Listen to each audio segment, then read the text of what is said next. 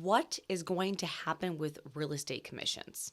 Hi, my name is Nicole Black, your Arizona Realtor. And if you haven't heard yet, which maybe you have, that the National Association of Realtors has gotten into a lawsuit, and there's been a lot of talk and misconceptions and things that have happened that I want to discuss with you. So the NAR got sued for about real estate commissions, and one of the number one things that what came out is the fact that the standard or just flat, it just is what it is. Real estate commission is 6%. That's it. They're gonna get 6% between the split between the buyer and seller's agent. That's just what it is. No, no, that is absolutely 100% incorrect. It's coming out in the media that that's what it is, but it's never been ever. I have a question. Have you ever had your house remodeled? Have you ever had it painted? When you did you get quotes, and were they different?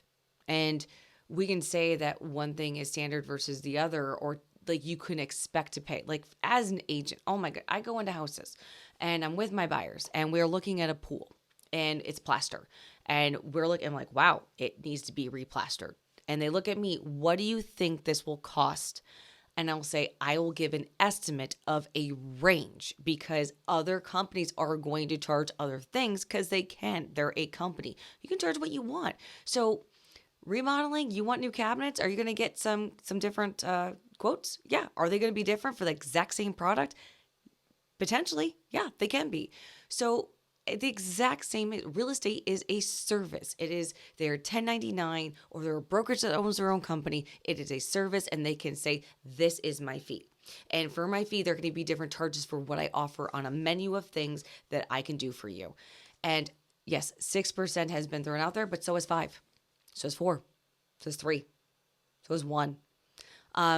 They could even go 10. It doesn't matter. It is the negotiation between that seller and that agent and what they want to list their home for. It is negotiable.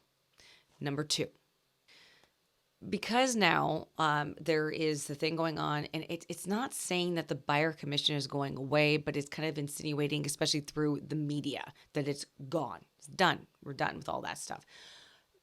That from that, home prices are going to fall. My brain actually hurts from thinking about it. No. The first thing when I get a seller that calls me, they ask me, Nicole, what do you think my house is worth today? If I were to sell it, what could I get? They don't ask me what my commission fee is. They don't ask any commission. It's what do you think I could sell my house for? So even if commission structure changed or anything, which by the way has always been negotiable, why would they take less money for their house when the market bears a certain price? If they ask me, I'm like, here are the comps. Boop, boop, boop. This is where your house fits. This is the range. Do you want to sell, potentially have the most opportunity to sell it fast or slow, or potentially slow to get the most out? Because again, there's a range. Where do you want to be in this range? This is up to you, seller. They're going to change it because they heard about this lawsuit and that they potentially, I guess, don't have to pay a buyer commission, which they never did in the first place, and it was always negotiable. Would you take less for your home if the market bared? If your home was worth $1 million, would you take $950 because of this issue?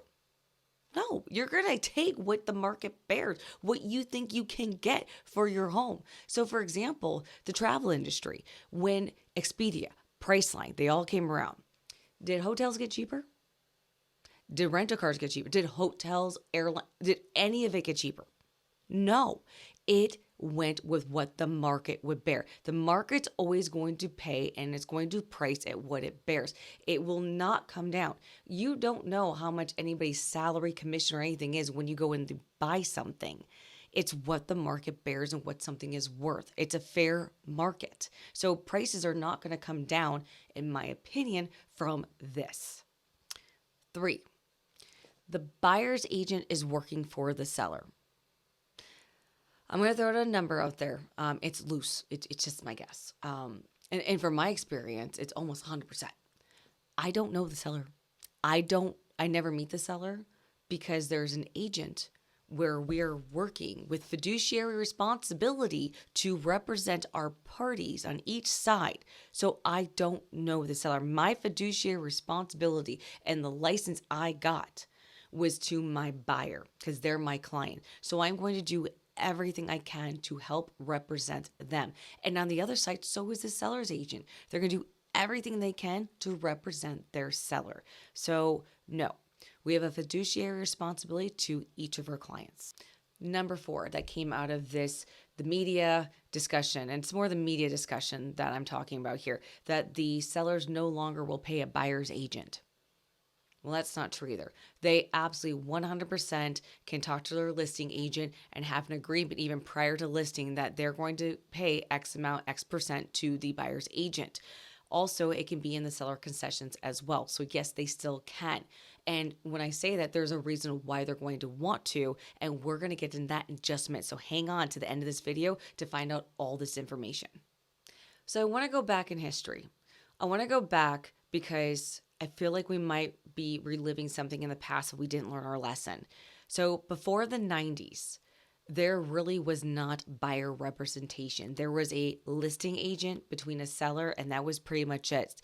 And what happened was they got so busy with showing, remember, somebody's got to show the houses. So if it's not the buyer's agent scheduling and doing it, it's going to be the listing agent. So they're still going to have to show houses. They're going to list, market, advertise, prep it, get it ready to sell. Then now they're going to have to do the complete buyer agent side. This was prior to, they were doing all of it.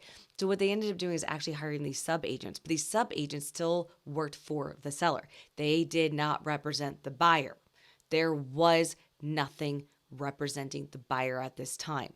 So the percent of commission just all went to the listing agent. It wasn't split with anybody other than them paying a sub agent to just kind of help with all the extra work, because the buyer agents just don't open up doors and close, turn off lights.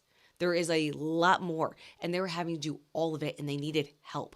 And coming in, the buyers didn't have any representation. Remember, this was all for the sellers. So there were so many lawsuits that finally they go, okay, enough is enough. The buyers need representation that is separate from the sellers. The sellers are already paying a commission. They're already doing this, but the listing agent are like, okay, if we're going to not have to do all that extra work and these buyers are going to get representation, we're just going to give them some of our commission. We're like, okay, thank you, one, for bringing somebody to us. I don't have to show, I don't have to do all the work, all the paperwork, all the due diligence, and I'm not representing them. So now we can make it more of a fair market, a place where each person is represented. That's how we got buyer agents. That's how we had so many lawsuits that this is how we came about getting a buyer's agent. So remember, the listing agents did not get more commission when they brought on a buyer agent. They just redistributed the commission because they were helping with the load. And now both sides of the transaction have representation, and they're with their both interest in mind and protection. So let's kind of talk about what are some of the challenges if somebody doesn't have a buyer's agent, because the seller's not going to give anything at all, and the buyer can't potentially afford it with their down payment and everything else they're going to have to pay. So they're going to have to go to the listing agent to schedule the showings. So they're going to have to coordinate that. And again, remember, they're working for the seller, so they're going to have to coordinate with multiple other people trying to see the property as well as them. What about understanding and negotiating and drafting the contract and the legal terms, understanding what their rights are. For example, that they have a 10-day inspection period, that with an HOA that you receive that within, once you do receive it, you just receive it from title, that you have 5 days to review it, and anything in there that does not work for you, you can actually get out of this purchase contract to protect yourself because there's something in there that you're not going to be able to live with. There are things that they should know, their financial contingencies, the appraisal contingencies, and hoping that this listing agent is going to represent them. But their obligation is to the seller. So I hope that you're gathering from this video that we don't want to go back to before the 90s. We don't want to go back to lawsuits. We don't want to go back to where both parties don't or aren't represented. And especially if we're a listing agent, if the seller goes, I don't want to pay a buyer agent a fee, that means now the workload is on us. So my fee is not going to be the same. And I would think for a lot of listing agents out there, because, and as the past before the 90s, the workload now is doubled. So there's going to be a different price because we're going to have to do more work, because without a buyer's agent, who's going to show the house? Who's going to do all the paperwork? Who's going to do the inspect? Who's going to do the laundry list of things that go with representing and doing that work? The workload doesn't change. It's still there. So a listing agent is still going to charge a certain amount to do then now both sides. And it's just more, I would just say, just fair, right, to have, like we did in the 90s, and why we did, because we had so many lawsuits, to have a seller and a buyer's agent, and then both to be paid on the negotiation and represent each side fairly and negotiated. So I hope you found this information useful. If you did, please like and subscribe. If you have any questions, comments, or concerns, we're always here for you. Please call, text, email, whatever your preferred communication is. We will always get back to you. Wherever you are in the world today, I hope you're doing absolutely amazing. And never forget, we are always here for you.